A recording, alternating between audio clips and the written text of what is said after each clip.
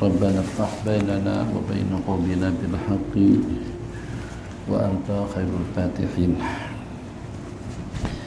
بسند المتصل إلى الإمام أبي زكريا يحيى بن شرف النووي رحمه الله تعالى وأعاد علينا من بركات ومن بركات الصالحين إلى يوم الدين. أما بعد.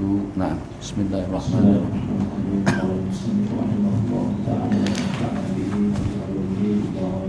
آمين. كتاب الاعتكاف إلى أن قال: ولا يضر إخراج بعض الأعضاء ولا الخروج لقضاء الحاجة. بسم الله الرحمن الرحيم. باب الاعتكاف إلى أن قال: ولا يضر إخراج بعض البدن أو الأعضاء إخراج بعض الأعضاء أو الخروج لقضاء الحاجة.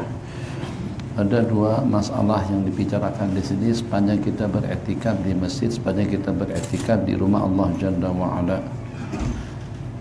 Hukum yang kita bicarakan sekarang ini itu kena terlampau memperhatikan agar bagaimana dengan ibadah kita itu terselamat daripada segala gangguan dan juga daripada segala hal-hal yang mencemarkannya. Maka secara detail dan juga secara terperinci dijelaskan dan diterangkan kepada kita pada waktu kita beriktikaf. Yang pertama, mungkin iktikaf di antara daripada perkara yang kecil atau perkara kecil dalam pandangan kita. Pada waktu kita membanding-bandingkan antara ibadah dengan ibadah seperti pada waktu kita sembahyang, pada waktu kita puasa, bayar zakat, menunaikan haji dan umroh. Maka umrah tersenarai, iktikaf tersenarai daripada amal ibadah yang barangkali dipandang sepele dan juga dipandang kecil. Tapi kecil-kecilnya detik-detik masa kita berada di dalam masjid, kecil-kecilnya kita beriktikaf di rumah Allah Jalla wa'ala, ada diriwayatkan di dalam hadis fuaqana qatin, yang walaupun iktikaf kita tu semasa selama seperti pada waktu kita memerah air susu onta, itu pahalanya sama dengan ibadah sanatin, sama dengan ibadah 1 tahun. Kemudian yang kedua, mungkin daripada sudut lain, supaya dengan kita memandang besar dan juga memandang agung dan tinggi detik-detik kita beriktikaf di rumah Allah Jalla wa'ala, yang pada waktu itu dengan kita betul-betul meluangkan dan mengkonsentrasikan segala-galanya, hati dan perasaan kita, diri dan jiwa raga kita hanya semata-mata karena Allah. Jadi yang walaupun tidak ada sembarang zikir yang dibaca, tidak ada zikiran yang dibaca pada waktu kita beriktikaf, tidak ada bacaan yang harus dibaca pada waktu kita beriktikaf, tidak ada gerak yang harus kita gerakkan pada waktu kita beriktikaf. Sangat berbeda dengan ibadah-ibadah lainnya. Setakat hanya duduk saja, tak lebih daripada al-muqsu bil masjid, duduk berada di dalam masjid. Tapi bagaimana dia menjadi besar pahalanya hingga sama Nabi kita samakan dengan ibadah 1 tahun bagi orang yang beriktikaf sesaat waktu di rumah Allah Jalla wa'ala. Besar kecilnya ibadah itu tidak bergantung kepada banyak atau sedikitnya pergerakan kita dalam ibadah. Bukan karena banyaknya aktivitinya, bukan karena banyaknya pergerakannya, bukan karena banyaknya zikir dan bacanya. Tidak. Besar kecilnya ibadah yang kita laksanakan itu bergantung kepada ketulusan dan kekhusyuan kita. Tulus ikhlas karena Allah yang pertama, ikut pedoman hukum hakam. Kemudian yang kedua, di mana hati kita pada waktu kita beribadah. Jadi kalau seandainya pada waktu kita berzikir, boleh dengan kita memusatkan, konsentrasikan hati, perasaan kita, qalban wa qalaban, hati dan jasmani, rohani dan jasmani kita zakir, berzikir mengingat Allah Jalla wa'ala. Mungkin sesaat waktu kita pada saat ketika itu lebih afdal daripada dunia dan isi-isinya. Rak'ata al-fajri khairum minad dunya wa ma fiha. Macam mana dengan 2 rakaat sembahyang subuh itu lebih afdal daripada dunia dan isi-isinya, padahal kalau dengan hitungan waktu hanya dalam 5, 6, 7 menit sahaja. Kalau dengan jumlah bilangan rakaat tidak lebih daripada hanya dalam 2 rakaat saja. Sebab itu pada waktu yang sangat-sangat bening dan tenang, tidak ada sebarang gangguan yang mengganggu. Beda dengan kita pada waktu kita melaksanakan sembahyang sunat awabin, dengan sembahyang zuhur, dengan sembahyang duha, dengan sembahyang sembahyang qabliyah dan ba'diyahnya. Sini.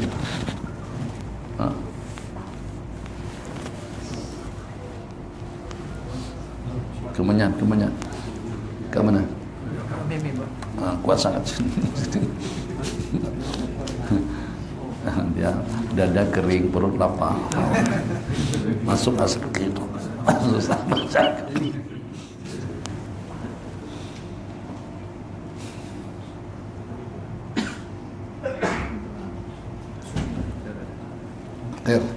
Segera perbandingan pada masa kita mengucap khalisan min qalbih. Man qala la ilaha illallah khalisan min qalbih. Pada siapa mengucap dengan tulus ikhlas kerana Allah, akhirnya pahalanya bukan lagi dengan dunia, bukan lagi dengan ibadah 100 tahun, 1000 tahun, tapi Nabi kita bersabda, dakhalal jannah, niscaya dia akan masuk surga. Cukup sekedar untuk memahami kenapa dengan etika yang kayaknya santai, tak ada bacaan, tidak ada gerak, tidak ada rentang, tidak ada zikir, tidak ada tasbih, tapi ternyata pahalanya besar. Sebab pada masa kita beretikaf, kita mengkonsentrasikan hati, memukuskan perasaan, hanya tawajuh kepada Allah Jalla wa'ala pada masa kita beretikaf, duduk mu'takifan. Satu, kita beretikaf di rumah Allah. Kemudian yang kedua, kita lapangkan yang sebenarnya bagian daripada anggota tubuh kita ini boleh kita aktifkan. Ini bukan dikenakan kena sakit, bukan dikenakan kena letih, bukan dikenakan kena serat, bukan dikenakan kena seisma. Mata masih boleh melihat, bebas dengan pergerakan anggota kita semuanya. Kebebasan dengan bagian-bagian anggota yang ada pada diri kita masing-masing sangat leluasa untuk kita melakukan apa saja. Ternyata mampu, tangan tidak kita gerakkan, mata tidak kita lihatkan, telinga tidak kita dengarkan, mulut tidak kita perkatakan, semuanya senyap, tawajuh, betul-betul muttasil, terhubung, rabitah kita dengan Allah Jalla wa'ala. Itu yang membuat pahala etikaf menjadi besar. Itu yang menyebabkan etikaf pahalanya sama dengan ibadah 1 tahun. Kembali, jadi karena mengingat, supaya kita pahami, jangan dipandang sini dan juga jangan dipandang kecil. Ihtimam daripada ijiki, daripada pihak masjid menulis terpampang di samping menyamping masjid, nawaitul i'tikaf fi hadzal masjid sunnatan lillahi tabaraka wa taala. Itu kenapa ditulis. Itu yang walaupun kecil tulisannya, mungkin tidak jauh lebih berbeda tulisannya dengan doa masuk masjid. Allahumma ghfirli dhunubi waftah li abwaab rahmatik. Mungkin itu doanya lebih panjang.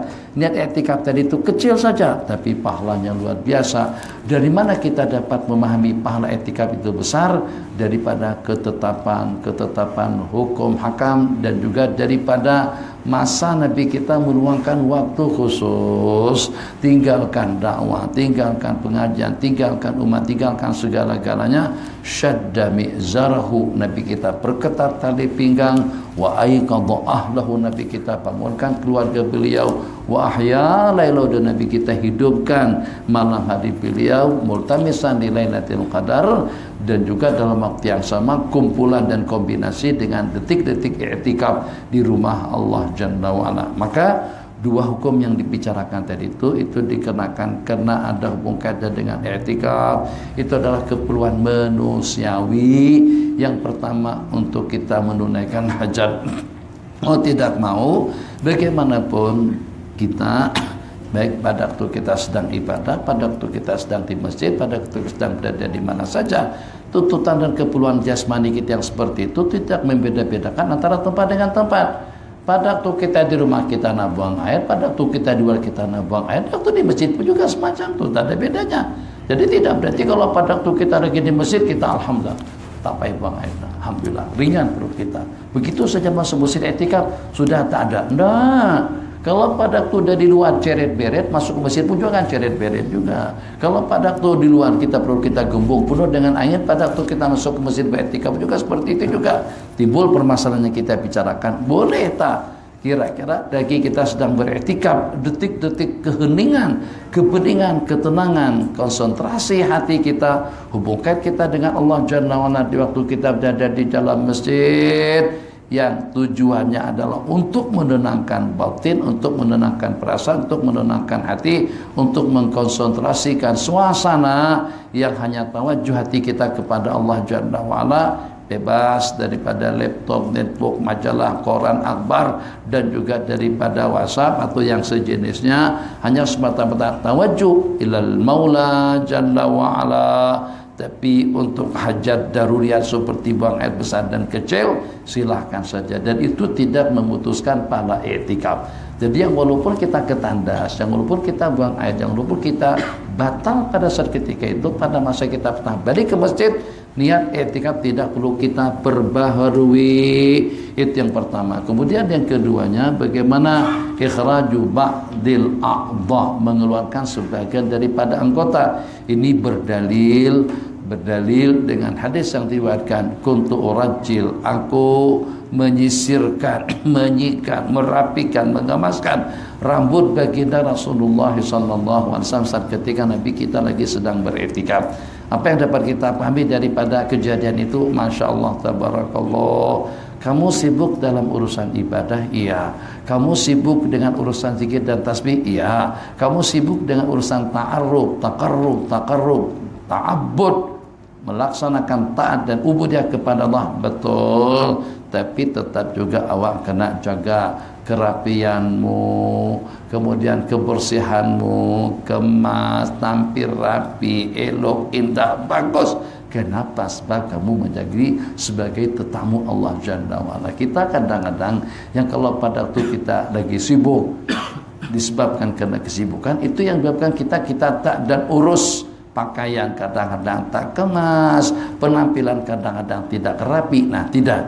Dalam beriktikaf, Masya Allah, tabarakallah, Nabi kita nak bagi panduan dan bimbingan kepada kita. Kalau pada waktu kita sibukkan hati dengan iktikaf, jasmani kita di rumah ada Allah, hati kita konsentrasi dan terhubung dengan Allah, pikiran kita hanya ingat Allah, suasana dan keadaan memang terkondisikan untuk ibadah kepada Allah Jalla wa'ala, pun juga tetap kebersihannya, kerapiannya itu kita kena jaga agar kita tampil di hadapan Allah Jalla wa'ala kemas, rapi, indah, elok, bagus. Jangan mempermalukan Sang Pencipta saat ketika dengan Allah bagikan segala-galanya kepada kita pada waktu kita tampil menghadap Allah. Kalau tak percaya, KPT boleh terganti atau boleh diganti kalau kita dengar bahwasanya dengan menteri besar atau juga dengan sini menteri besar kah, apabila menteri besar akan mengadakan kunjungan ke surau kita ini akan diganti dengan kapet baru, kipas cek akan dipastikan yang mana yang nampak kurang sampah, yang kurang sesuai, yang mana yang nampak kurang selesa dilihat, itu akan kita ganti. Semuanya akan terkondisikan. Mungkin kita akan hampar kapit kuning lagi daripada jalan sana sampai kemari. Kenapa? Karena kunjungan sultan atau tuanku yang di Pertuan Agung. Yang pun kadang-kadang yang di Pertuan Agung itu datang sekejap-sekejap saja. Peresmian masjid di Melaka datang, bismillahirrahmanirrahim, aku resmikan, dah balik. Orang menunggu entah dalam berapa jam ditunggu kedatangan beliau. Tak kisah, yang sesat waktu itu pun sudah mampu untuk membuat perubahan. Nah, bagus, paham bahasa semacam itu. Kunjungan kita yang sesat waktu untuk kita berjumpa Tuanku tadi itu ternyata kita kemas dan rapi. Nakkan semacam itu juga pada waktu kita mengadakan kunjungan kepada Allah di rumah Allah mu'takifan. Itu yang ingin Nabi kita kongsikan kepada kita, yang walaupun kamu sibuk untuk beribadah kepada Allah, konsentrasi hatimu, perasaanmu, lubban qalban wa qalaban dzakiran syakiran abidan fi baitih. Yang walaupun kita sibuk dengan hal-hal yang semacam itu, i'tikaf itu adalah ibadah. Kita kongsikan, kita gabungkan kembali dengan bermacam-macam amal ibadah kita di dalam masjid, di rumah Allah Jalla wa'ala. Maka kesibukan yang menyibukkan kita seperti apapun sibuknya, jangan sampai kita tidak meluangkan waktu untuk tampil kemas, rapi, indah, elok, bagus.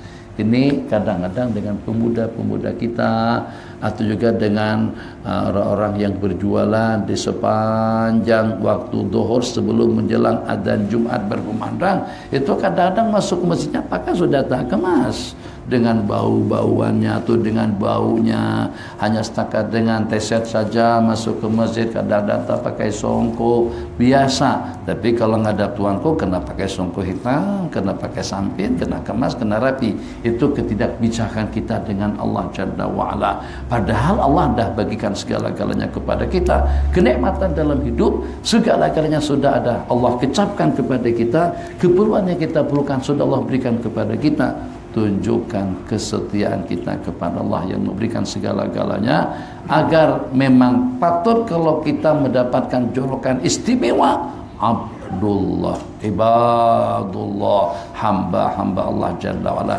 Itu hikmatnya Nabi kita antar kepala keluar masjid untuk disikatkan, dirapikan, dikemaskan rambut beliau oleh Sayyidatuna Aisyah radhiyallahu taala anha supaya kemas pada saat ketika beriktikaf di rumah Allah Jalla wa'ala kembali. Jadi kedua perkara tadi itu tidak membatalkan iktikaf. Ikhraju ba'dil a'dha, mengeluarkan sebagian daripada anggota. Kemudian yang kedua, keluar daripada masjid untuk menunaikan hajat satu atau dua. Itu bahasa sana. Satu itu buang air kecil, dua itu adalah buang air besar. Silakan. ولا يجب فعلها في غير داره ولا يضر بعضها إلا أن يفحش فيضر في الأصح. قال ولا يجب فعلها في غير داره dan yang kedua wala yadur bu'duha illa ayyafhusha, dan tidak wajib kita melaksanakan qada hajat tadi itu, tidak wajib kita melaksanakan pada selain daripada rumah kita. Maksudnya tidak ada tuntutan dan tidak ada paksaan kepada kita harus dengan kita menunaikan hajat di tempat yang paling berdekatan dengan masjid, tidak mesti. Tapi kalau ada seumpama tanda, kita tidak akan datang ke rumah. Maksudnya apakah harus dengan kita boleh berbuat demikian itu kalau pada waktu dengan kita tidak boleh menunaikan hajat pada tempat selain daripada di rumah. Kalau seandainya ada tempat yang memungkinkan untuk kita menunaikan hajat, kita tidak dibenarkan untuk datang ke rumah. Tidak mesti. Sebab keselesaan buang hajat di rumah itu memang nyaman. Di tandas yang walaupun tandas tersedia, kita yang walaupun tandas cantik, indah apa segala macam, dengar ada orang lewat depan kita saja, kita sudah kena ijaz balik cara pengeluarannya. Kalau di rumah tak kisah, kita senang di rumah. Mau macam mana, mau rentak mana, kita senang. Tak perlu ijaz-ijaz dah. Buka seluar, angkat kain, tutup rapat-rapat, habis semuanya. Serentak ada habis. Tapi di sini tak boleh macam tu. Kenapa? Kadang-kadang ada petugas kebersihan mau bersihkan, kadang-kadang ada orang nunggu di depan. Kalau ada nunggu di depan tambah masalah lagi, tambah sakit perut kita di dalam. Sepatutnya kalau kita sudah buang air, perut kita akan terasa kosong dan nyaman. Tidak. Kenapa semakin terasa? Kenapa semakin terasa? Karena kita mengeluarkannya tidak ada luasa. Kita aja sikit-sikit krekek, pet. Nak kuat, bunyi nyaring. Malu dengan orang di luar. Dan waktu yang sama, dia mungkin sepatutnya keluarnya itu dalam 2 second. Pada waktu yang 2 second tadi itu kita angsur-angsurkan sehingga jadi kepada 2 menit, itu yang menyebabkan kadang-kadang buang air besar itu tidak puas, tak habis. Dia sepatutnya keluarnya itu serentak seperti itu, habis semuanya. Pada saat ketika dikeluarkan sikit-sikit ditahan, akhirnya tertahan. Selepas kita buang air istinja, tak lama kemudian sejam 2 jam nak buang air lagi. Kenapa? Hak yang tadi itu tak habis. Kenapa jadi tersekat? Memang kita yang menyekat. Kenapa tersekat? Ada orang di luar. Bah kalau kita di rumah. Nah, jadi bahasa pembicaraan hukum di sini, apakah kebolehan kita menunaikan hajat di rumah pada saat kita tidak mungkinkan menunaikannya di tempat lain? Tidak mutlak. Kalau seandainya kita masih boleh pun menunaikan hajat kita di luar rumah, itu tetap saja kita boleh datang ke rumah. Kecuali kalau terlampau jauh betul tempat kediaman kita, ila ayabhus. Jadi tempat kediaman kita itu terlampau jauh, maka dalam keadaan seperti itu kita akan mengusahakan untuk menunaikan hajat di tempat yang berdekatan. Bagus. ولو عاد مريضا في طريقه لم يضر ما لم يطيل وقوفه أو يعدل عن طريقه. Ada maridan fi tariqihi, 2 dalam 1. Ada, itu mungkin Al-Fiqh 2 dalam 1, 3 dalam 1 tu kalau kita kumpul-kumpulkan nanti akan dapat PhD insya-Allah. Boleh itu direser semuanya. Tadi ada maridan. Ini tujuan kita tadi untuk menunaikan hajat. Tapi pada masa balik ke masjid, jadi pada masa balik dengan kita tak bersinggah. Sehingga tak lama mana maklum Pak Kabar mudah-mudahan sehat afiat nandang Pak Kabar. Jadi pada masa kita balik menuju masjid daripada rumah tadi itu kita balik ke rumah untuk menunaikan hajat. Setelah kita buang air besar dan kecil istijak, terus kita pada balik ke masjid. Tak boleh rehat di rumah. Rehat di rumah batal i'tikaf kita. Masa kita balik menuju masjid, kembali ke masjid, dalam perjalanan kita ada maridan, kita menziarahi orang sakit, mungkin di beranda atau dapat rumah. Assalamualaikum Pak Long, apa kabar? Katanya kurang sehat, mudah-mudahan sehat afiat, mudah-mudahan cepat sembuh, mudah-mudahan insyaallah akan bersama kita nanti pada 10 malam yang terakhir di surau atau juga di masjid apa insyaallah. Jadi tak lama mukosnya pada waktu kita berbicara khair. Jadi kita dapat 2 dalam 1, pahala i'tikaf kita tidak terputus, dalam waktu yang sama kita mendapatkan pahala ziarah orang sakit. Naam. Qala wala yanqati' tatabu'u bi maradin yuhwiju ila al-khuruj. Wala yanqati' tatabu' dan tidak putus tatabu, niat i'tikaf bersambung sengajaku kalau seandainya saya berjaya, kalau seandainya Allah bagi kemudahan untuk berangkat ke Mekah pada tahun depan atau pada tahun ini insyaallah selepas itu aku akan beriktikaf selama 1 bulan berturut-turut. Berarti kita kena iktikaf sepanjang 1 bulan. Jadi bagaimana kira-kira pada masa kita balik rumah? Apa tadi masalah balik rumah bukan? Yang bimaradin. Pada masa kita sakit. Tadi yang di atas sudah disebutkan pada masa kita menunaikan hajat. Dan pada masa kita balik, kita secara orang sakit tapi tidak mukos, tidak menunggu, tidak ada tawakuf, langsung saja dari kita menuju masjid, atau juga dikenakan kena sakit. Niat i'tikafnya 10 hari berturut-turut sepanjang hari yang ke-7 atau bermula daripada hari ke-10 sampai pada hari yang ke-19. Mu'takifan di masjid secara bertatabu, secara berturut-turut. Ternyata pada hari kelima mungkin kena di masjid terlampau sejuk, atau juga di masjid kena terlampau panas, tak ada aircon, tak ada kipas. Ya kadang-kadang keadaan antara dua. Ima kita lebih selesa duduk di masjid, ima kita lebih selesa duduk di rumah. Selesanya kita duduk di rumah bebas, selesai kita duduk di masjid airconnya banyak. Masya Allah, tabarakallah, 1, 2. Surau yang sekecil ini pun airconnya ada berapa? 1, 2. Banyak ikonnya, besar-besar lagi. Insyaallah tabarakallah 3, 4 dengan di depan itu.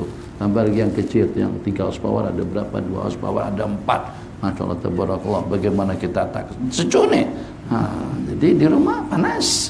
Jadi lebih selesa kita di masjid. Makanya kalau seandainya ada tulisan dibenarkan tidur, ramai orang tidur dalam masjid. Tapi selalu yang ada ditulis itu dilarang tidur. Tak boleh tidur dalam masjid. Kenapa? Kalau sudahnya diberi kebenaran macam tu, ramai orang i'tikaf dalam tidur. Nawaitul i'tikaf nauman. Nah, sengaja aku beriktikaf dalam tidur karena Allah Subhanahu wa taala. Khair. Jadi kesimpulannya, kalau seandainya dengan orang tu sakit misalnya, apakah itu akan memutuskan tatabu'nya? Disebabkan kena cuaca, disebabkan kena keadaan membuat badan jadi tidak selesa. Akhirnya terpaksa harus keluar. Maka masa dia sakit, masa dia keluar, apakah akan terputus tatabu'nya? Tidak. Sama dengan perempuan udzur. Kalau perempuan bernazar untuk melaksanakan puasa 30 hari berturut-turut, kalau Allah kabulkan hajatnya, ya Allah ya Arhamar Rahimin. Kalau tak kawin pun tahun ini paling tidak bertunangan lah ya Allah. Sepanjang bulan Ramadan ya Allah bertunangan lah paling tidak. Kalau tak dapat jodoh pun ada kepastian kita sudah bertunang, dan insya Allah pada bulan Syawal nanti akad nikah akan dilangsungkan. Allah kabulkan permintaan tadi itu, dan dia sudah bernazar akan beriktikaf sepanjang bulan.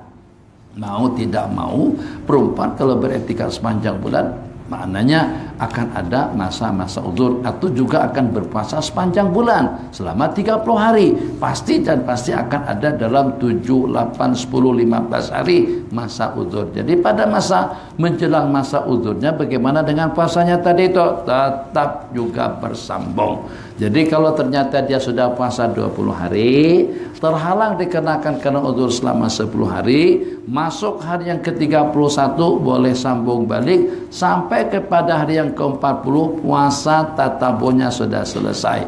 Macam itu juga dengan i'tikafnya. I'tikaf seminggu, selama seminggu tadi sakit 2 hari. Oke. Jadi kalau begitu, selepas sakit tambah lagi 2 hari, cukup puasanya, cukup i'tikafnya. Jadi pertama dengan sakit tidak menghalang tatabu'nya, berturut-turutnya puasa ataupun juga dengan i'tikaf. Nah, ولا بحيث إن طالت مدة الاعتكاف فإن كانت بحيث تخلو عنه انقطع في الأظهر. ولا يحل ولا بحيض سمو tadi ولا بحيض ولا ينقطع بحيض إن طالت مدة الاعتكاف فإن كانت بحيث تخلو عنه انقطع في الأظهر. Jadi dan juga tidak terputus i'tikafnya dikenakan kena haid. Itu kalau seandainya tatabu yang diniatkan itu panjang.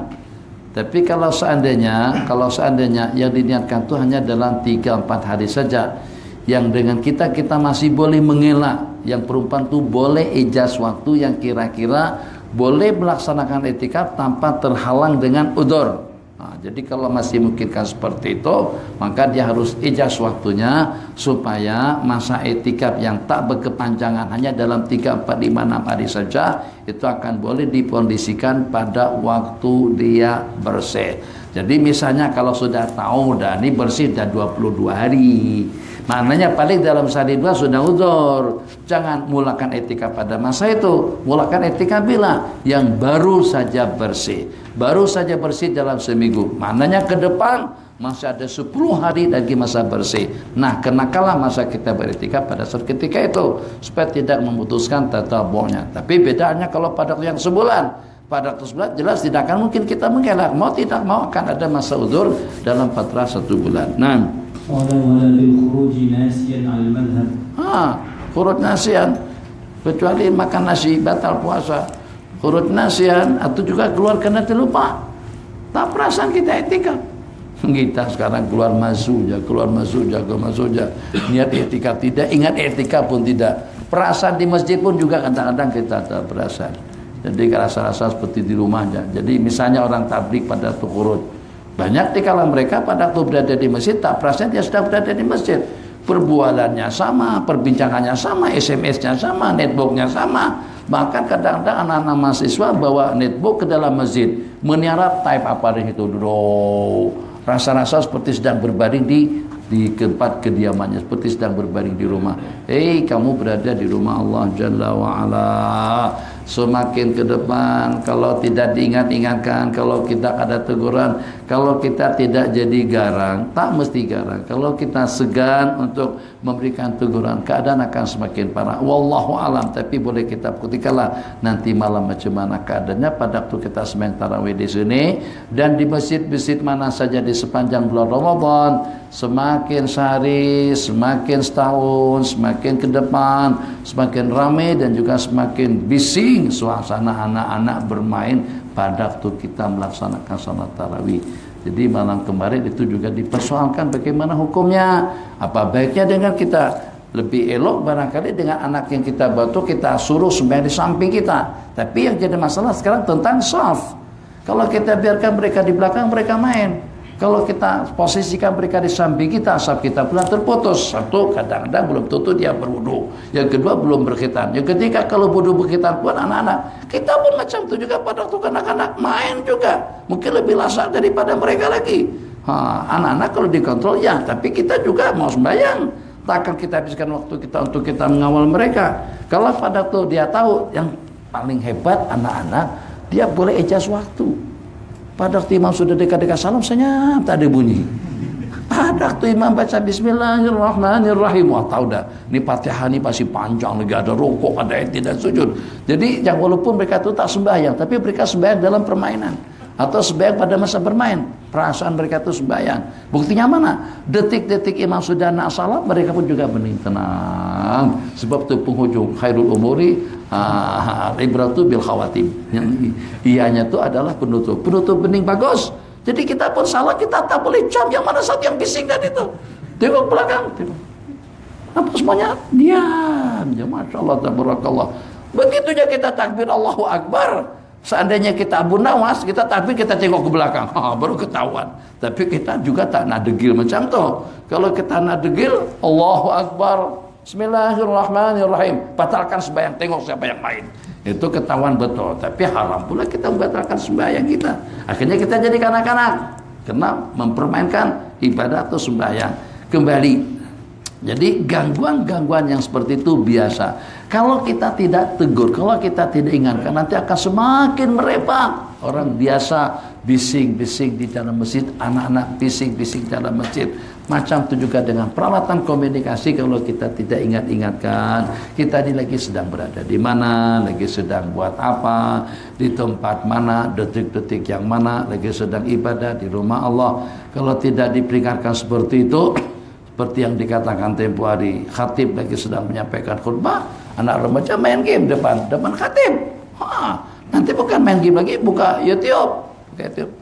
Daripada apa? Daripada tayangan kepada tayangan. Inna lillahi wa inna ilaihi rajiun. Masih syukur lagi kalau tidak dia bawa laptop, dia hubungkan dengan handphonenya untuk mengikuti pertandingan bola sepak dunia atau Eropa sambil mendengar khutbah sedang disampaikan. Dia tak dengar, tapi dia nonton bola sepak ketika itu. Kenapa? Karena tidak ada yang menegur.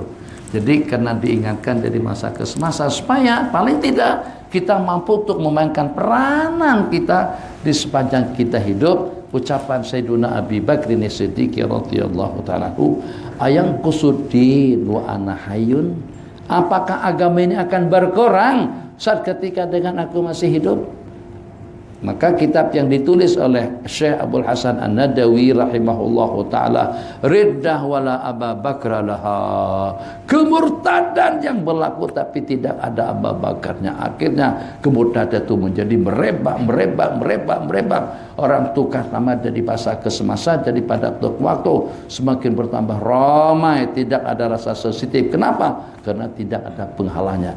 Di zaman Sayyidina Abu Bakar baru ada segelintir yang satu tadi itu membuat keputusan muktamad, akan aku perangi, akan aku bentas. Akhirnya umat kembali kepada Islam, kembali kepada agama. Di zaman kita kena kita cuek-cuek, tak kisah, tak peduli, pija situ anawa, nak buat apa saja aku tak kisah. Sehingga pada saat ketika sampai ke zaman kita, ustadz-ustadznya pun tidak mampu untuk membendung suasana dan keadaan, karena sudah terlampau parah.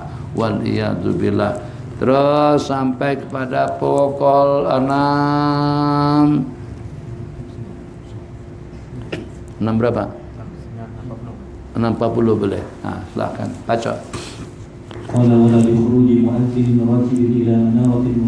Ya, begitu juga dengan khurujil muadzin ratib, muadzin yang bertugas untuk naik ke menara. Muadzin i'tikaf. Muadzin i'tikaf, masyaallah tabarakallah. Orang jadi imam, jadi khatib, jadi muadzin itu setakat menjalankan tugas saja, bukan melaksanakan kewajiban saja, bukan melaksanakan tugasnya sebagai seorang muadzin. Jadi ya, yang penting terlaksana. Macam mana coraknya, bagaimana bajunya itu tak kisah. Nah, itu tanggung jawab. Hanya setakat melaksanakan kewajiban, hanya setakat melaksanakan tugas, tidak. Selain daripada tugas itu juga tanggung jawab kita terhadap agama. Jadi dimasalahkan muadzin mu'takib. Rasa-rasanya jarang-jarang. Dengan kita perasaan kita pun kadang-kadang masuk masjid, kadang-kadang tak terlupa, kadang-kadang terlupa niat etikaf. Besar tulisannya, niat etikaf tak? Belum. Kadang-kadang niatnya atau sesadarnya pada masa kita sembahyang, pada waktu sami Allahu liman hamidah baru terpampang tulisan nawaitul etikaf. Boleh tak niat etikaf dalam sembahyang? Sebagian ulama mengatakan tidak boleh, sebab al-masyghulu la yushghal, kita lagi sedang sibuk dengan urusan ibadah sembahyang, maka kita tidak boleh menggunakan niat ibadah dalam ibadah. Bila kita nak i'tikaf sebelum kita takbir atau selepas kita salam. Ini muadzin mu'takib di masjid terus nak mengumandangkan azan. Karena dulu tidak ada mikrofon, tidak ada pembesaran suara, terpaksa muadzin harus keluar masjid untuk naik menara mengumandangkan azan. Data tempat itu akan turun secepatnya. Tak ada masa mengumandangkan azan di luar, apakah terbatal dan terputus i'tikafnya pun juga tidak. Nah, kalau wajib qada awqatul khuruj bil a'dzar illa waqtu qada'il hajah. ya, semua khuruj bil a'dzar yang ma'dzur, a'dzar dikenakan kena seperti orang ziarah orang sakit yang berlebihan, maka detik-detik masa yang kita lakukan, detik-detik masa kita di luar dikenakan kena uzur, itu wajib diqadha, kecuali pada masa kita menunaikan hajat. Atau maksud perkataan di situ kita keluar kena uzur. Jadi bukan dikenakan kena sengaja, kita keluar kena uzur, katakan saja dikenakan kena sakit. Detik-detik masa kita di luar di waktu sakit itu kita kena qadha. Kita kena qadha. Dia tidak membatalkan. Apa beda membatalkan atau tidaknya? Yang batal kita kena perbaharui niat dan juga tatapunya akan terputus. Kalau tidak batal, niat tidak perlu diperbaharui, tatapunya pun juga tidak putus. Hanya saja berapa lama kita di luar pada waktu kita sakit itu wajib diqadha, kecuali pada masa kita menunaikan hajat, itu suatu hal yang tidak dapat dielakkan. Naam. Bismillahirrahmanirrahim.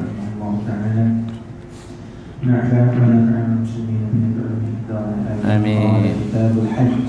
Hah? Haji? Allah, mudah-mudahan Allah bagikan kemudahan kepada kita. Kalau tidak tahun ini, tahun depan, tidak tahun depan, tahun berikutnya. Mudah-mudahan sebelum kita mati, sebelum kita dipanggil, kewajiban hukum atau dengan rukun Islam yang kelima itu kita laksanakan secara sempurna. Kitabul Haji, bab yang menyatakan tentang pelaksanaan ibadah haji. Coba kalau seandainya Nabi kita jawab pertanyaan daripada Sayyiduna Aqra bin Habis. Sayyidina Aqra ini tidak juga, kita tak katakan degil, tapi kena teringin mau tahu.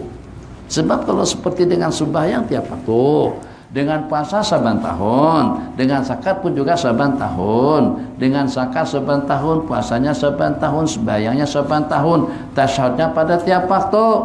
Jadi dengan bertanya, afi kulli amin ya Rasulullah, apakah haji itu diwajibkan pada tiap tahun? Nabi kita bersabda, lau qultu na'am lawajabat wala mastata'tum. Kalau seandainya saya katakan iya, niscayalah haji ke Baitullah itu diwajibkan pada tiap tahun dan kalian tidak akan mampu melaksanakannya. Yang sekali seumur hidup pun susah. Kadang-kadang susah dengan duitnya, susah dengan kesehatannya, susah dengan keamanannya, susah dengan visanya, susah dengan urusannya. Ini sekarang Timur Tengah mulai tegang pula karena dengan mereka memutuskan hubungan dengan Qatar. Qatar diantara daripada satu negara, satu daripada 5 negara terkaya di dunia. Katanya di Qatar semakin ramai anak semakin banyak dapat bantuan daripada kerajaan. Kita semakin banyak anak semakin membebankan kita dalam kehidupan sehari-hari. Nah kalau macam tu kita hidup di Qatar saja, yang walaupun Qatar tu kecil, Masya Allah tabarakallah, tapi ternyata keadaannya cukup menggiurkan dengan suasana dan juga dengan negeri atau dengan negara-negara yang ada di Timur Tengah. Khair, kita tidak tahu ke depan itu akan seperti apa. Makanya Nabi kita ada berpesan kepada kita, apabila kita sudah berkemampuan dan sudah keadaan sudah memungkinkan untuk kita pergi haji, jangan ditangguh-tangguhkan dan elok pada waktu kita masih muda lagi. Kalau nanti dapat harta karun kah, dapat jabatan bertuah kah misalnya, bukan jabatan bertuah yang haram, yang halal lah. Tak tahu tak macam mana terpilih. Tengok sama Sultan Selangor, kan Sultan Selangor banyak duit, masalah bisnis ada di sana sini.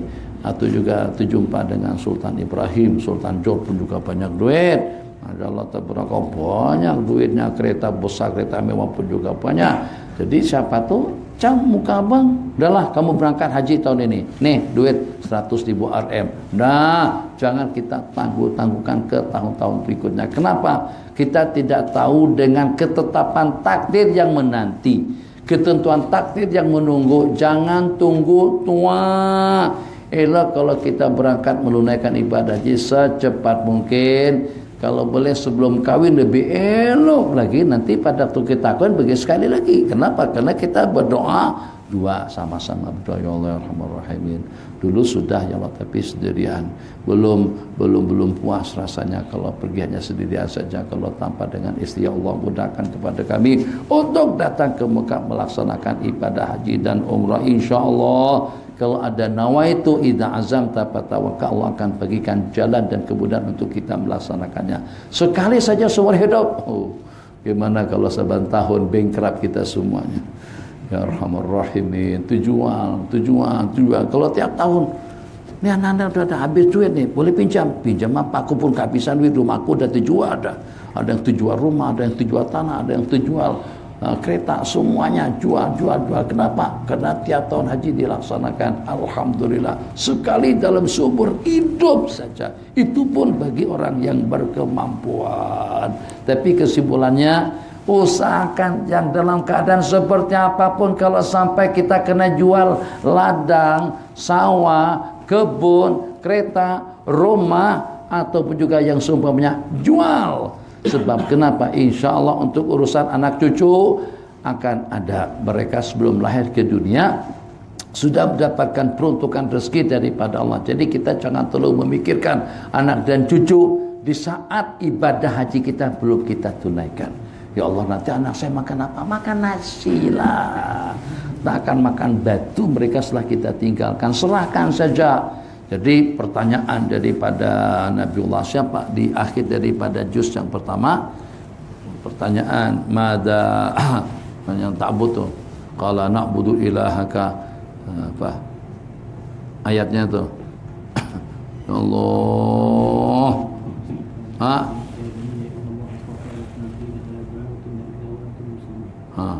sebelumnya tu mada ta'buduna min ba'di. Sebelumnya ayatnya apa?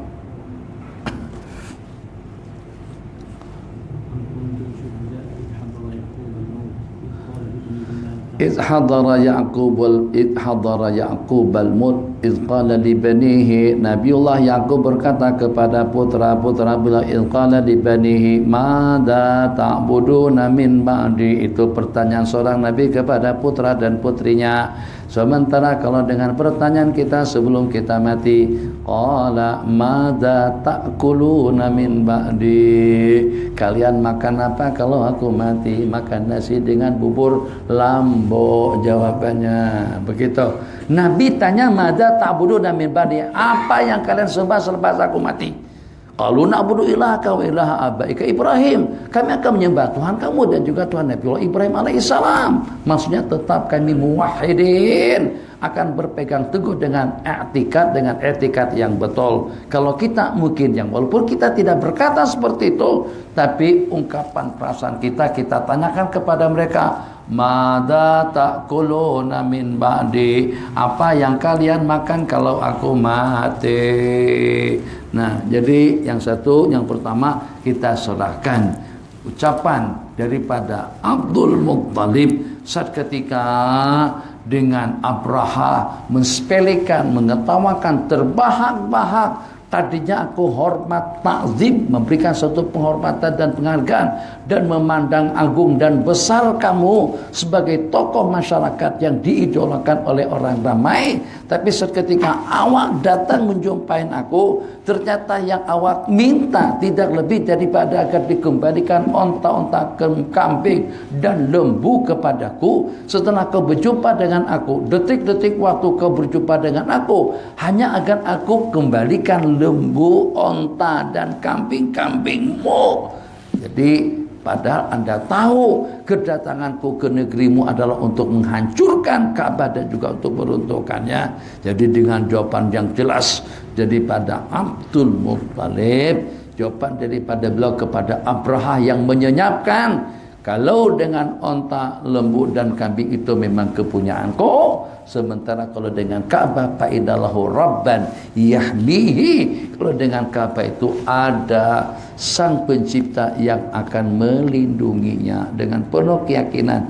Jadi kalau kita belum ke Mekah lagi, hitung kalau kita lepaskan kebun, kalau kita lepaskan lot tanah kita yang sekarang harganya sudah mencapai 100.000 RM, lepaskan saja. InsyaAllah anak kita akan dapat tanah itu tempat yang lain. Di samping juga dengan pembangunan sekarang semakin pesat di sana sini, InsyaAllah mereka akan mendapatkan tempat kediaman dan juga dengan lot tanah yang lebih murah. Jual tanah, jual rumah sekalipun, yang penting jangan sampai rukun Islam yang kelima tidak terlaksana. Silahkan. Qala wa huwa fardun wa kadza umratun fil azhar. Haji itu hukumnya fardu, begitu juga dengan umrah menurut pendapat yang mu'tamad. Jadi yang ada sebutan di dalam hadis secara sahih itu adalah haji umrah, ada juga tapi tidak sebanyak hadis yang meriwayatkan tentang haji. Haji, ala innallaha qad farada alaikumul hajja, itu ucapan daripada baginda, sesungguhnya Allah telah mewajibkan ibadah haji. Bunyal Islamu ala khamsin, Islam itu dibina atas 5 asas, atas 5 dasar. Yang kelimanya itu adalah melaksanakan ibadah haji. Ayat, walillahi 'alan nasi hajjul baiti man istata'a ilaihi sabila. Walillahi 'alan nas, wajib ke atas manusia untuk melaksanakan ibadah haji ke Baitullah. Ibadah yang terkait dengan tempat dan waktu tidak boleh dikerjakan di sembarang tempat. Jadi seperti sembahyang di mana-mana saja kita bersembahyang, puasa di mana-mana saja kita berpuasa, zakat di mana-mana saja kita boleh keluarkan zakat. Tapi kalau dengan haji dan umrah itu terikat dengan tempatnya, harus kita datang ke sana. Seperti etikaf, tak boleh kita beretikaf di rumah. Etikaf terikat dengan tempat. Macam itu juga haji dengan umrah terikat dengan tempat. Tambah yang kedua dengan waktu. Ibadah yang terikat dengan waktu dan tempat itu adalah haji dan umrah. Tidak boleh dikerjakan secara sembarangan di luar daripada waktunya atau juga di luar daripada tempatnya. Fardu artinya rukun Islam yang kelima. Wa syartu sihhati, kita ada syartu sihah, ada syartul ada. Syarat sah kita melaksanakan haji al-Islamu. La budda yakuna musliman. Jelas orang Islam ke atas orang kafir tidak diwajibkan. Ke atas al-kafirin asli tidak perlu dikerjakan. Nah, sebab mereka dituntut untuk masuk Islam terlebih dahulu.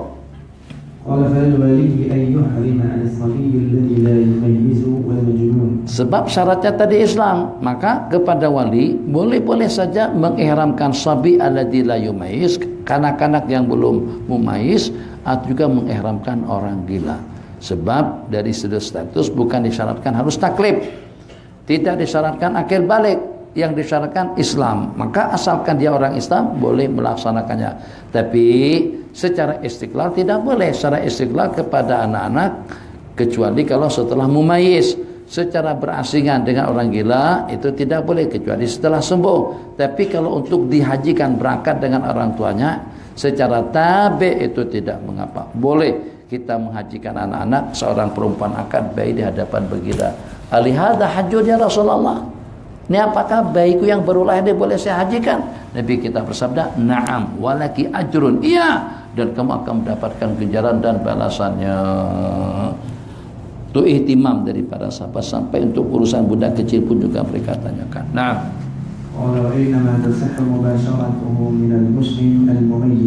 jadi tadi itu sihhatu al-ada. Yang pertama wasyattu sihhatihi, nah, itu adalah Islam. Tapi sehatul mubasyarah la budda ayakuna mukallafan, la budda ayakuna mumayyizan. Jadi tidak memadai kalau hanya setakat disetakan. Jadi sehatul mubasyarah, kesahihan untuk melaksanakannya dengan diri sendiri itu adalah at-taklif, at-tamyiz dengan at-taklif. Arti daripada taklif akil balik. Naam. وإنما يقع عن حجة الإسلام بالمباشرة إذا باشره المكلف الحر. Allah, jadi ada 3 jenjang di sini. Yang pertama secara mutlak kita menunaikannya asalkan Islam. Yang kedua, sihhatul mubasyarah itu adalah tamyiz. Yang ketiga, akan gugur kewajibannya itu kalau pada waktu dengan yang berkenan tadi itu sudah mukallaf dengan akil baligh. Jadi tidak akan gugur kewajibannya kecuali kalau pada waktu si pelaksana yang melaksanakannya itu sudah akil baligh. Maka bayi kita banyak saya perhatikan, khususnya daripada kita di Malaysia, pada masa pergi ke Mekah untuk melaksanakan ibadah haji, ramai orang-orang tua bawa anak-anak pergi ke sana. Bawa anak-anak bukan tak boleh cantik, tapi buat kita jadi tidak khusyuk. Satu, buat kita jadi tidak keruh-keruh, kita mikirin urusan mereka. Kita nak fokus. Sama dengan sembahyang, tak ada bedanya. Tapi sembahyang itu tiap waktu tak apalah. Kalau tidak khusyuk hari ini, mungkin kita khusyuk besok. Kalau tak makan kambing hari ini, mungkin kita makan kambing besok. Tak ada masalah. Ada maksa lagi untuk kita makan kambing. Baru-baru ni, tak apalah, cerita lagi lah. Cerita lah. Bukan bulan Ramadan tak boleh cerita. Jadi masa buka puasa semalam tu, ini baru balik dari Keluang. Kami bergerak dari sana selepas main zuhur. Datang tadi kira-kira dalam pukul 4-10 menit. Rehat sebentar. Makanya terlambat datang kemari. Kalau tempatnya jauh, Ustaz saya ditempatkan jauh dulu, tempat dekat-dekat sini je. Tadi itu mestinya jauh. Khair, apa cerita? Ceritanya macam ni. Di Keluang tu ada satu restoran sangat-sangat terkenal sekali. Dan tumpahan orang datang ke sana pun, datang dari Singapura, datang daripada Johor, hanya setakat tu makan di situ. Tuh dulu seandainya beliau ni tahu ketetapan takdir daripada Allah yang namanya laziz, akan mendapatkan sambutan luar biasa di Senawang, tak bakalan dialihkan kepada orang lain. Pegang saja satu tu dah rezeki akan melimpah ruah, ya kan? Tapi tak tahu pada waktu itu, dikira tak maju, dah bagilah sama sahabat Syil dengan siapa, dah jual semuanya. Cari tempat yang macam tu lagi, beda rupa-rupanya rezeki kita dengan yang di situ. Khair. Jadi satu tempat makan, kedai makan di Keluang namanya restoran kambing 40 hari. Pernah dengar? Dengar? Restoran masak gulai kambing 40 hari. Kambing itu ikut khurud 40 hari. Bukan sekejam aja yang khurud, kambingnya juga ikut khurud. Jadi pada suatu ketika kami dijemput makan di situ. Dijemput makan, kalau tidak salah dijemput untuk sarapan pagi. Kedai itu akan buka pada pukul 9. Kami pun selepas selesai program dijemput untuk makan ke sana. Tapi karena ada hal, ada masalah, maka pada saat ketika itu kami buat keputusan untuk tidak jadi. Berkeputusan untuk tidak jadi. Kenapa? Karena ada hal lah. Karena ada hal. Jadi pada udah sampai ke situ dah tunggu, dah duduk di meja dah. Dah berkeputusan muktamad. Berangkat. Anak bagi cerita mirip-mirip lebih kurang seperti ini.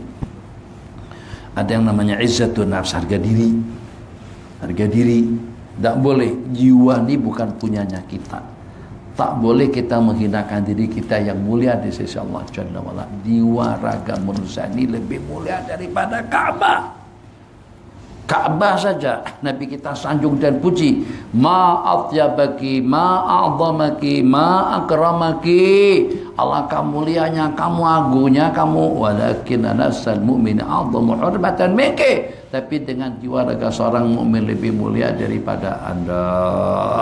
Karena ini peluang saya untuk bercakap. Mungkinkah nanti apakah daripada Dr. Suhada, Kiai Kusairi, para asatidz semuanya, mungkin tak kira-kira pada suatu ketika nanti kepada orang-orang yang tidak ada tauliah di negara ini, bagi ayat lembut sedikit, jangan menggunakan bahasa ditangkap sama mais, ditangkap sama jawi. Tuk guru tu kena tak ada telaknya diserbu dan ditangkap sama mereka. Kan sebutan tangkapan tu kepada pendagih dada, yang minum arak, yang main perempuan, yang khalwat. Takkan kepada ulama yang memberikan pencerahan kepada umat dan bimbingan kepada mereka pun juga kena tangkap. Ada dengan bahasa yang lebih lembut. Mudah-mudahan ada usaha-usaha mengarah ke situ. Dikarenakan karena proses tauliahannya masih belum selesai, Nah, maka untuk pengajar siapa bin siapa ditangguhkan. Penangguhan kepada kuliah siapa bin siapa dikenakan karena masih dalam proses untuk mengeluarkan tauliyahnya. Apalah dengan bahasanya. Tapi itu guru kena tangkap. Ya Allah, sama seperti menangkap orang yang berkhalwat di hotel dengan seorang perempuan, atau juga yang tidak jelas apakah mereka pasangan dua laki istri. Jadi kita herannya tuh daripada sudut mana seseorang yang memberikan bimbingan dan pencerahan, di samping yang menangkap tuh kan teman-teman kita juga dulu, sama kita juga di kuliah, sama melaratnya pada waktu itu, sama mengemisnya, sama taburnya, sama-sama tabur, sama-sama beratur. Jadi makanan tuh kita beli masa tahun 70-an, kita beli beras tuh beratur. Seperti beli ayam golek tuh, aneh ada mana 11 tuh ada tuh ayam golek. Beratur ramai tadi itu, masalah tabarakallah untuk urusan perut, sanggup beratur bertengah-tengah jam. Tapi kalau seandainya sambung ke rakaat yang ke-20, dicabut lepas 4 kali salam. Tak kisah, kembali kepada cerita tentang haji tadi itu. Allahumma sholli ala sayyidina Muhammad. Pasal tauliah tadi. Makan kambing. Makan kambing. Jadi makan kambing tadi itu, Anda nak ceritakan satu cerita. Syekh Muhammad dijemput untuk buka puasa ke tempat seseorang. Yang jemput dia orang kaya sungguh. Kaya sungguh. Maka Syekh Muhammad pun bawa anak-anak murid beliau untuk buka puasa di tempat orang kaya tadi itu. Ternyata orang kaya tadi itu tak bagaimana, tak mengkondisikan suasana, mungkin tak punya pelayan atau seperti apa, kaya, banyak duit, apa segala macam. Tapi pada waktu setelah Syekh Muhammad bawa murid-murid beliau untuk buka puasa di tempat orang berkenaan, ternyata pada saat lori catering sampai, maka diminta sama si bos tadi itu, sama orang kaya tadi itu, anak murid Syekh Muhammad untuk bantu turunkan periuk, cawan, pinggan, mangkuk, apa segala macam, coba ditolong. Syekh Muhammad langsung naik ke angin pada saat ketika itu. Udah, balik pondok semuanya. Kita bukan mengemis makanan dan nagis sampai dengan kalian diperbudak sama orang-orang kaya seperti dia. Dia kaya tapi dia boleh layan. Kita sebagai orang-orang sebagai hamba Allah, kita sombong tidak, kita bantu juga. Tapi dengan cara diperbudak seperti itu mencemarkan nama baik seseorang. Jadi seperti itulah mungkin tadi kita mengelak atau kita terpindah pada masalah tauliah. Jadi Masya Allah tabarakallah, kalau kita nak mulakan daripada permulaan sekali peranan ulama agar bagaimana dengan kita tampil untuk mengusir British atau juga melawan penjajah daripada negara kita, yang menyedarkan, ya katakan saja khutbah imam apa segala macam itu kan amanah kita berikan kepada mereka. Takkan karena disebabkan perizinannya saja masih belum keluar terus ditangkap dengan bahasanya, ditangguhkan. Fulan bin Fulan telah ditangguhkan kuliahnya oleh pihak Jawi, dikenakan karena proses tauliah masih belum diluluskan. Bagus, lembut, masuk dalam akhbar. Tapi kalau ditangkap, ya Rahim, musibah kubra kalau dengan bahasa seperti itu. Akhirnya saya berkeputusan dengan kawan-kawan, kita keluar, balik. Udah duduk dah. Si tuan rumah tuh tak tahu menau, bang, tak tahu menau. Asik buat martabak aja. Kita datang serombongan, semuanya tak ada lagi. Tak apalah, dia lab, dia tengok pun tak kisah supaya dia tidak melayan orang lain semacam dia layan kami pada waktu itu. Kita bukan pengemis. Kalau kita tak makan dimanapun boleh, ada aja kawan-kawan yang ada duit.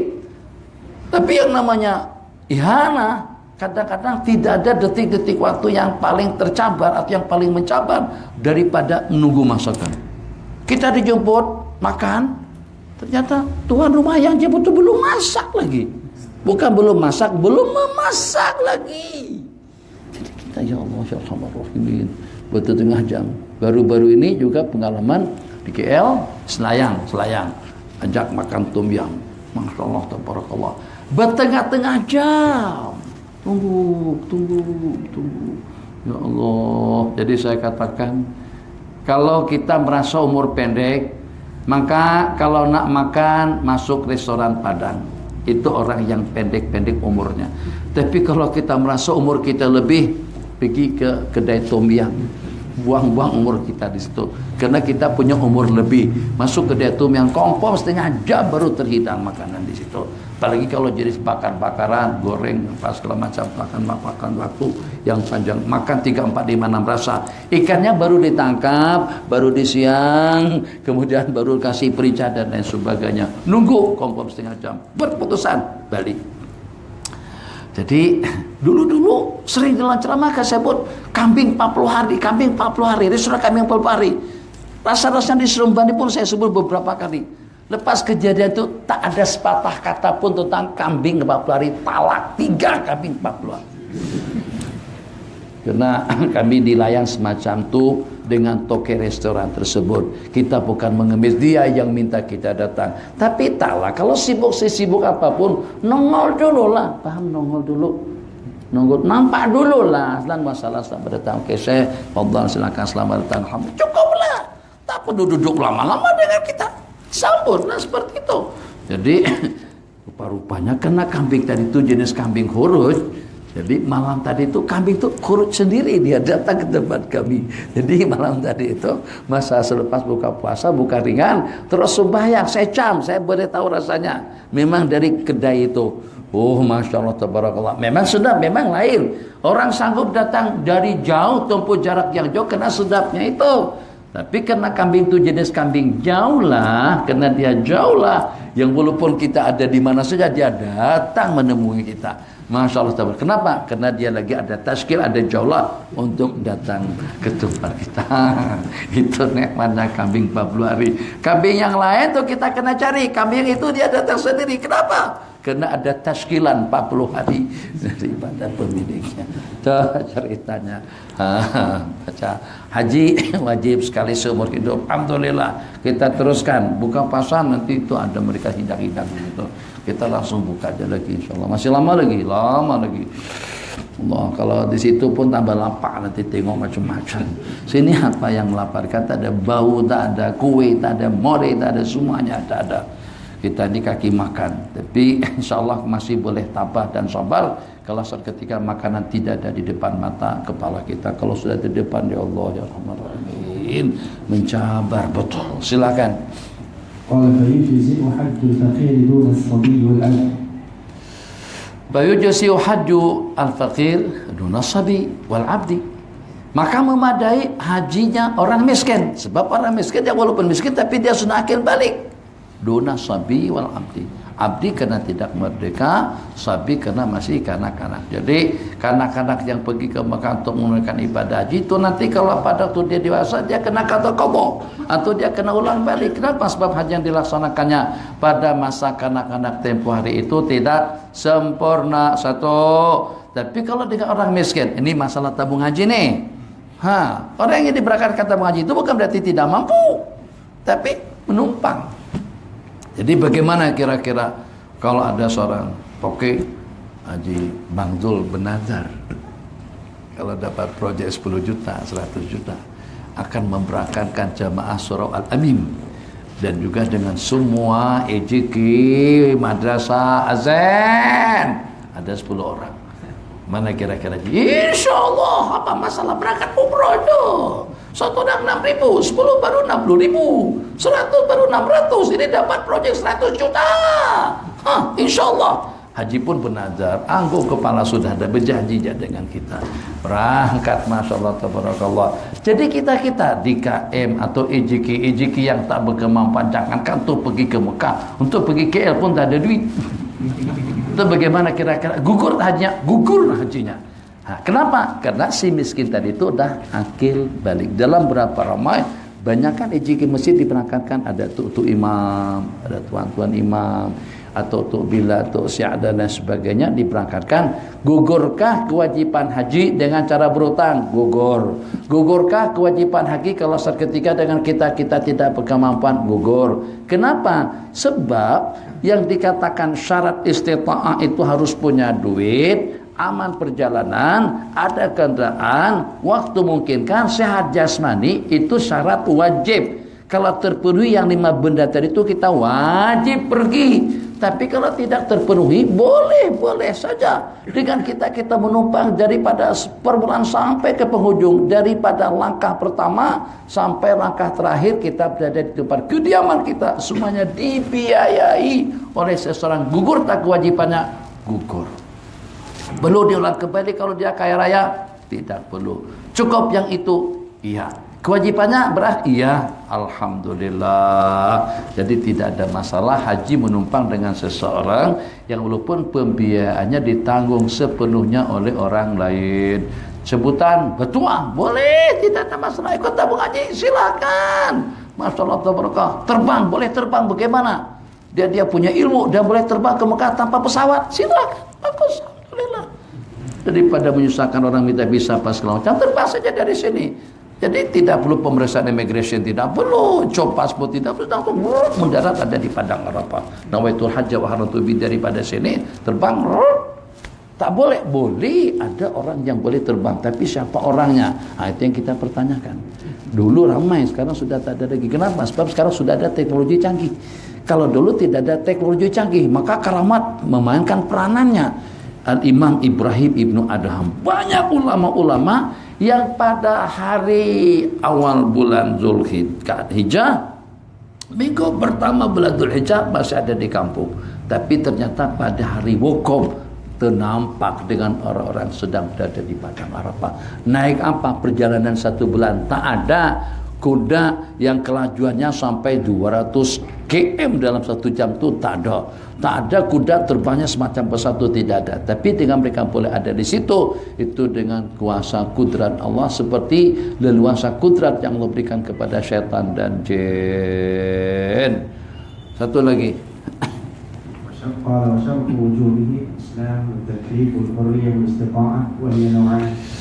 Jadi syarat wajib kita melaksanakan yang tadi itu boleh syihatul mubasyarah, gugur kewajiban, tapi wajib kita laksanakan itu harus terpenuhi 5 syarat.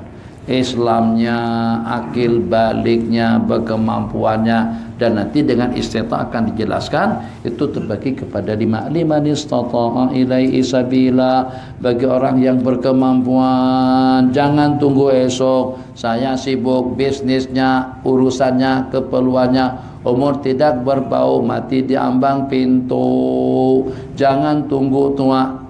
Lebih eloknya kalau tua kan paling tidak ya husnul khitam. Betul, husnul khitam. Tapi takut kalau tak kesampaian. Sebelum sampai itu ternyata sudah mampu dah.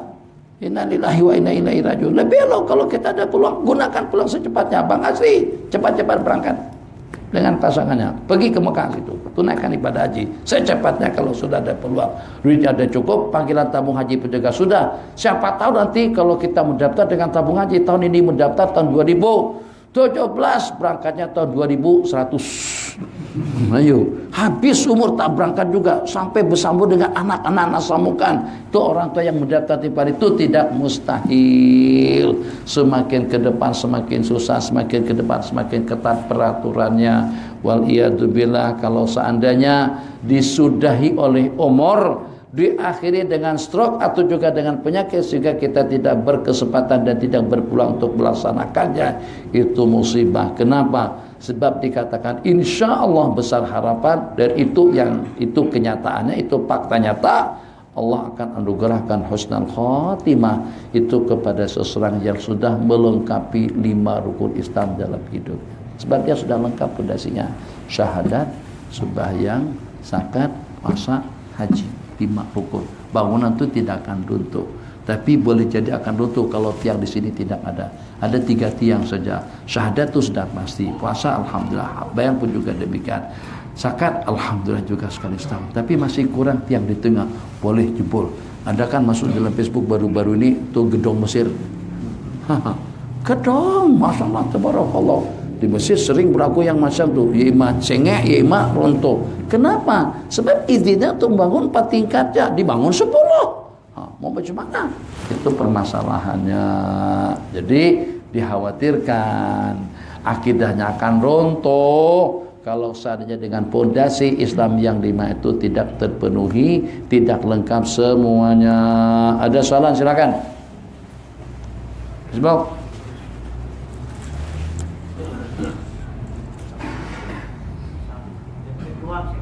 Keluang. Sampai tuh kambing 40 hari sampai ke. Jangan sampaikan ke situ lah, rahasia lah tuh. Mau tanyakan pada Syekh, apakah hukum amalan berrejis pengantin? Amalan Berrejis pengantin. dengan air. Ya, air. Baca basmalah lah, baca apa lagi? Baca basmalah, baca zikir, mudah-mudahan 3 kali. Mudah-mudahan sehat afiat, mudah-mudahan mendapatkan pasangan hidup yang ideal, mudah-mudahan tutup panjang dan berkelanjutan. Dah selesai, dapat dzurriyyah yang salehah. Sebenarnya marijis ayat itu pun tak ada sebenarnya. Itu kalau ditanyakan dah langsung dipancung dari awal dah. Tak ada. Marijis karena air bid'ah dhalalah. Nabi kita tak pernah buat. Dah, Nabi kita pernah buat. Itu pada waktu Nabi kita bagikan minum kepada Sayyidina Ali itu kepada siapa yang menikah. Jadi ada yang mempraktikkan perkara itu. Jadi dia ambil kayu arak, ruk, dia masukkan bekas sugiannya, bekas siwakannya tadi itu ke dalam gelas air, dia suruh orang itu minum. Ya Allah, nak menghabiskan minumnya, jangankan nak menghabiskan, nak minumnya saja susah. Kalau dengan baginda tak ada masalah. Jadi bacaannya apa saja, tidak ada bacaan khusus. Seperti kita beli kereta baru, mudah-mudahan jangan terjadi itu. Dan ini kita baca ayat kursi, tawasul dengan ibadah, dengan amalan boleh. Jadi kita siramkan air depan, muka dan belakang, moga-moga berkat, moga-moga tidak kena ain. Kadang-kadang gara-gara kena ain, kena pandangan mata hasud.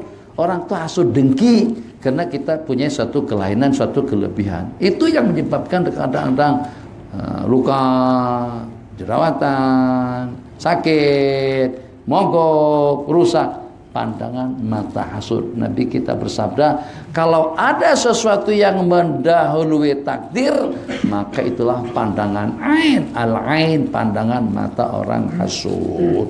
Bagus. Tukang-tukang masak yang paling merisaukan mereka pada tubar sajikan masakan untuk catering atau juga untuk orang ramai. Takut kalau kena dilihat oleh orang yang mempunyai sifat hasud dengki. Kadang-kadang dengan tatapan sekilas saja daripada mereka, makanan itu jadi basi. Buat tembikai, pres, baru dipatek, dilihat dengan mereka, belah, berulat di dalam. Macam mana boleh berlaku semacam itu? Tutup pandangan ain mata orang hasud dengki waliyadzubillah. Kalau orang yang terkena ain, kita tahu anak kita sehat, segar bugar, tak ada apa-apanya. Sepatutnya kalau kita tengok anak 7 min, Masya Allah, tabarakallah, Abdul Qayyum, Abdul Fatah, jadi imam malam hari ini, imam tarawih, baca rentang Alhamdulillahirabbil alamin, atau nak rentang Alhamdulillahirabbil alamin Ar-Rahmanir Rahim. Mau letak macam itu kan? Terserahlah nanti. Jadi masalah tabarakallah, suaranya bagus, bagus. Kalau kita katakan Masya Allah, tabarakallah, insya Allah aman daripada mata hasud dengki. Kalau tidak, anak tuh sakit, kita pun tak tahu, tak ada kenapa-apanya, tapi macam mana sakit secara mendadak, mungkin terkena pandangan mata orang hasud dengki. Cara mengobatinya, suruh orang yang hasud dengki kita untuk ngambil air wudhu, bekas percikan air wudhunya kita sprayikan, kita tuangkan, kita usapkan, kita basuhkan kepada seseorang yang terkena ain, insya Allah aman dan selamat.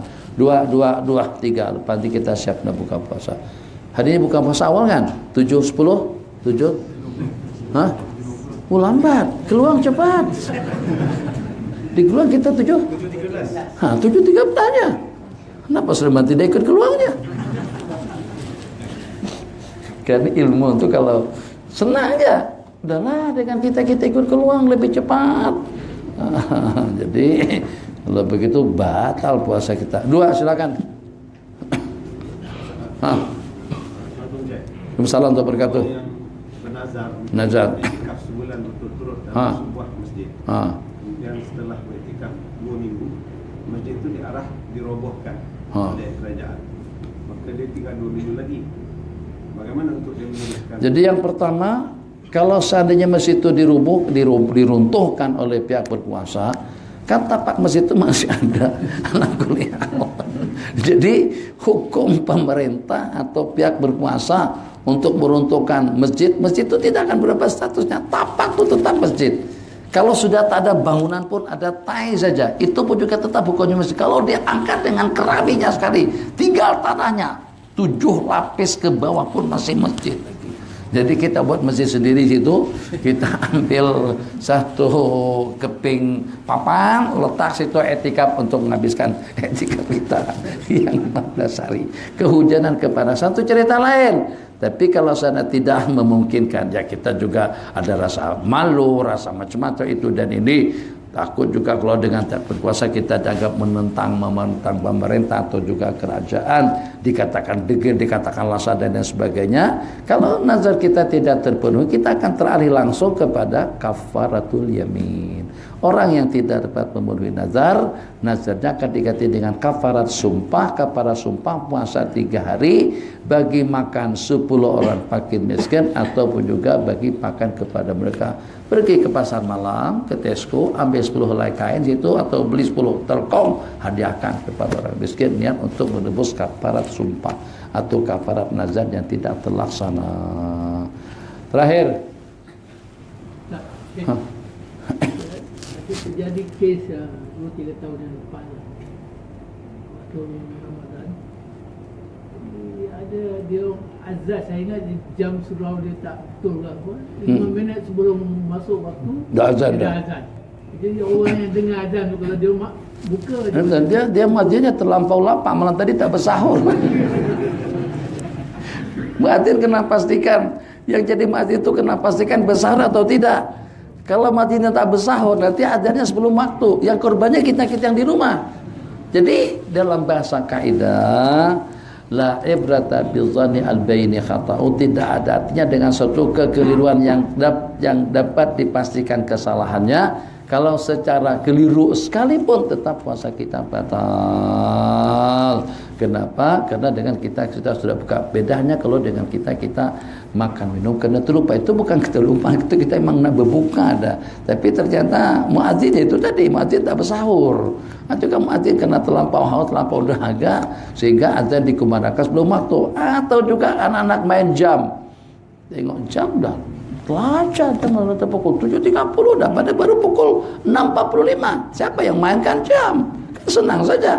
Kita jenis yang samsing nakal ni, kadang-kadang kita main, kita ada masalah, lumayan kita boleh makan cepat di situ. Cepat. Apa? Mau makan cepat? Lapar. Tapi kita dosa bang, dosa nanti kita tobat, kita taruh, kita tobat. Yalah, mana berpeta. Gimana caranya? Awak naik tuh jam tuh, turunkan sikit. Jadi, jangan sampai ketahuan, ada masalah. Tapi itu dosa besar bulan Ramadan, dosanya berlipat ganda sampai 70 kali lipat. Ya, tapi kita tobat juga bulan Ramadan juga, insya Allah pahalanya berlipat. Salah betul. Kalau budak-budak macam tu, innalillah. Tengok jam yang itu yang sudah masuk, tengok jam sudah masuk. Bilal tengok jam sudah masuk, Allahu Akbar. Ternyata jam di rumah masih setengah jam lagi. Macam rukuknya wajib qadha kepada orang yang berbuka secara keliru tadi itu. Tapi mereka tidak berdosalah dengan batalnya puasa. Mereka tidak berdosa karena mereka pun juga tidak bersengaja. Terakhir, saya nak tanya, kaedah yang betul khatam Quran. Khatam Quran. Kaedah yang betul macam mana tu? Cara yang betul. Untuk khatam Quran, kita cara yang betul. Mau caranya? Banyak cara lah. Khatam Quran dalam sembahyang, khatam Quran dalam tadarusan. Kita baca Quran, kita khatam. Ada tak cara kaedah yang Nabi tunjukkan cara yang betul? Baca takbir. Pada waktu kita sampai kepada surah Wadduha, beramai-ramai. Jadi sampai baca surah Wadduha, Allah wa amma sa'ila fala tanhar wa amma sa'ila fanhar. Wa amma bi ni'mati rabbika fahaddits. La ilaha illallah wallahu akbar walillahil hamd. Bismillahirrahmanirrahim. Alam nashrah laka sadrak. Satu. Yang kedua, elok khataman Quran tu ya imam pada awal malam atau juga pada awal pagi selepas sembahyang subuh. Tiga, beramai-ramai kalau perlu kita undang orang ramai untuk bersama kita pada masa khataman. Selain daripada itu kita perbanyak doa dan munajat sebab inda khatmil Quran yustajabud doa dikabulkan. Itu diantara daripada adab-adabnya. Bahkan ada diantara daripada sahabat seperti Sayyidina Abdullah bin Abbas, kalau ada orang yang kaki Quran itu akan diintai-intai. Bahkan beliau sanggup hantar seseorang, coba dipastikan Tuan Haji itu khatamnya hari apa, jam berapa, dan di mana, supaya ikut boleh bergabung pada masa beliau mengkhatamkan Al-Quran. Khatam Al-Quran. Yang selanjutnya adab-adabnya elok Al-Quran dikhatamkan dalam sembahyang. Rabbana atina fid dunya hasanah fil akhirati hasanah wa qina adzabannar. Sallallahu alaihi sayyidina Muhammad wa ala alihi washabihi ajma'in. Amin. Walhamdulillahirabbil alamin. Untuk sekedar informasi, pas kita buka puasa hari ini langsung makan berat kan? Buka puasa ringan dan berat, langsung jamak takdim karena perlu kita ada terlampau lapar. Jadi lepas itu kita sembahyang, lepas sembahyang kita ada tausiah. Jadi terus, tapi tausiah hanya saya akan mengambil masa dalam 15 menit saja. Paling lama pun sampai 20. Jadi masih dan lagi untuk balik rumah, untuk tunaikan hajat, ganti baju, mandi dan yang seumpamanya. Wallahu a'lam.